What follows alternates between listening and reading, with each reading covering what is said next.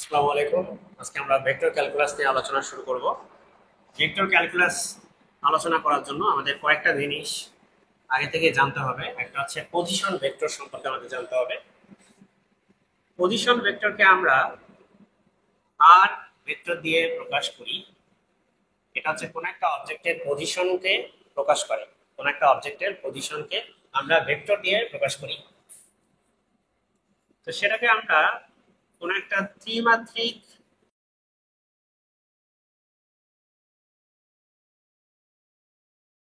X i cap plus y j cap plus z k cap, আর এই position ভেক্টরের যে ভ্যালু বা মান সেটা হবে root over x square plus y square plus z square. এটা পাওয়া যায় হচ্ছে পিথাগোরাসের সূত্র অ্যাপ্লাই করলে।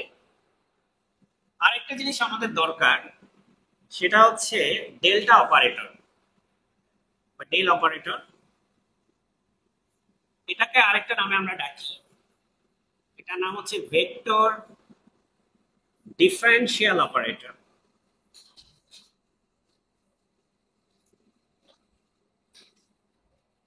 ওকে, এটার নাম কি? Vector differential operator.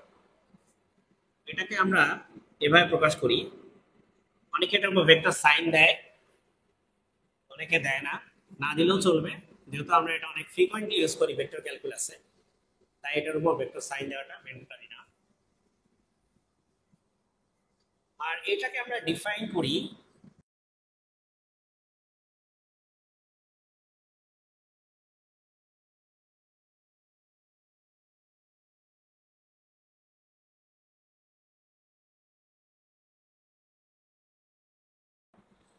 তো এটা নিজস্ব কোনো মিনিং নাই, এটা একটা অপারেটর। ঠিক যেমন আমরা ছোটবেলায় স্কোয়ার রুট পড়েছিলাম, স্কোয়ার রুটের নিজের কোনো মিনিং নাই, কিন্তু স্কোয়ার রুটের ভিতরে কোনো একটা নাম্বার নিলে সেটা একটা অপারেশন করে বা নতুন এক ধরনের গাণিতিক সমস্যার সমাধান সে করতে পারে। একই রকম ভাবে এটার নিজস্ব কোনো মিনিং নেই, তবে এটার সাথে হচ্ছে আমরা বিভিন্ন ভেক্টর এবং স্কেলার ফিল্ডকে অপারেট করালে আমরা নতুন নতুন টপিক এখান থেকে আলোচনা করব। আর ভেক্টর ক্যালকুলাসে আমাদের আলোচনার বিষয় অনেক বিস্তৃত। আমরা হচ্ছে এখানে গ্রেডিয়েন্ট, ডাইভারজেন্স, কার্ভ, অন্তত এই টপিকগুলো দিয়ে আগে হচ্ছে আমরা শুরু করব, যদিও ভেক্টর ক্যালকুলাসের আয়তাধীন টপিক হচ্ছে অনেক বিস্তৃত। সো গ্রেডিয়েন্ট কি করে আসলে?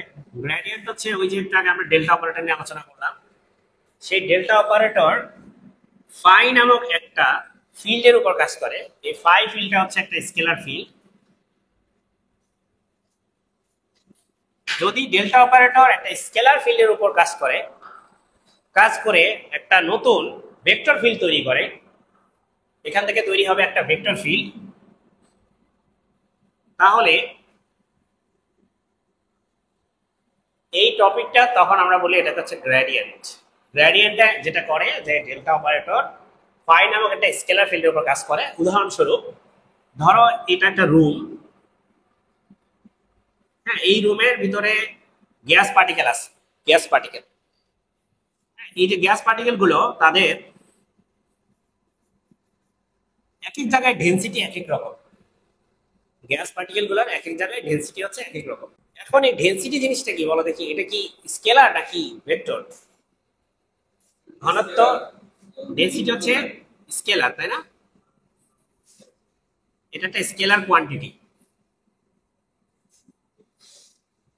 তাহলে স্কেলার ফিল্ড বলতে কি বোঝায়? স্কেলার ফিল্ড বলতে উদাহরণস্বরূপ এই রুমটাই একটা স্কেলার ফিল্ড হতে পারে যদি তুমি এই রুমের ডেনসিটি নিয়ে আলোচনা করো।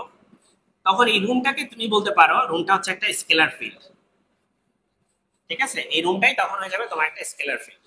এখন ধরো আরেকটা শব্দ, যেহেতু স্কেলার ফিল্ড বলছি, আরেকটা শব্দ হচ্ছে ভেক্টর ফিল্ড।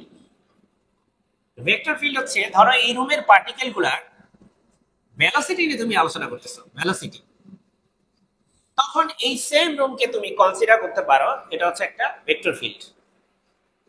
স্কেলার আর ভেক্টর তো আমরা বুঝি, স্কেলার ফিল্ড আর ভেক্টর ফিল্ডের পার্থক্যটা আমি একটু বললাম আর কি। তো আমরা একটা যেকোনো একটা স্কেলার ফিল্ড নিয়ে সেটাকে হচ্ছে আমরা ডেল্টা অপারেটরের সাথে অপারেট করালে আমরা আরেকটা ভেক্টর ফিল্ডই পাই। এই প্রসেসটার নামই হচ্ছে গ্রেডিয়েন্ট। গ্রেডিয়েন্ট মূলত কি করে? গ্রেডিয়েন্ট মূলত স্টিপেস্ট স্লোপ অফ এ কার্ভেচার এটা বের করে। একটা কার্ভেচারের সবচেয়ে খাড়া যে ঢাল সেটার মান বের করে হচ্ছে গ্রেডিয়েন্ট। ঠিক আছে, সো আমরা ওইদিকে আর গেলাম না যে এটা অ্যাকচুয়ালি ফিজিক্যাল ইন্টারপ্রিটেশনটা কি। আমরা এটা ম্যাথমেটিক্যালি এটাকে একটু ডিল করার জন্য একটা এক্সাম্পল নেই আমরা। তো ফাই হচ্ছে একটা স্কেলার ফিল্ড। স্কেলার ফিল্ড কিভাবে বুঝলাম? এখানে আই ক্যাপ জে ক্যাপ কে ক্যাপের অনুপস্থিতি আছে নাকি? এখানে I cap J cap K cap নাই, এটা দেখে বোঝা যায় যে এটা একটা স্কেলার ফিল্ডের উদাহরণ। আমাদের হচ্ছে গ্রেডিয়েন্ট বের করতে হবে। তো গ্রেডিয়েন্ট বের করা বলতে কি বোঝায়? একটু আগে আমরা আলোচনা করছিলাম যে ডেল অপারেটরের সাথে অপারেট করাতে হবে এই স্কেলার ফিল্ডকে। আর ডেল অপারেটর মানে কি? হ্যাঁ, আমরা এটা আগে আলোচনা করছি। ডেল অপারেটর মানে হচ্ছে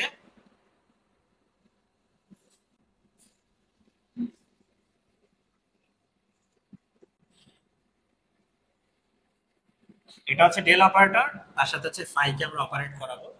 সো এইভাবে লেখা যে কথা, এটাকে ইন্ডিভিজুয়ালি এক্স এর রেসপেক্টে ফাইকে অপারেট করলাম, আবার ওয়াই এর রেসপেক্টেও আমরা ফাইকে আলাদা করে অপারেট করব, জেড এর রেসপেক্টেও করব। এগুলো সব হচ্ছে পার্শিয়াল ডিফারেন্সিয়েশন বা আংশিক অন্তরীকরণ। তো আমরা হচ্ছে এখানে ফাই বসাবো। ফাই হচ্ছে x square y z cube.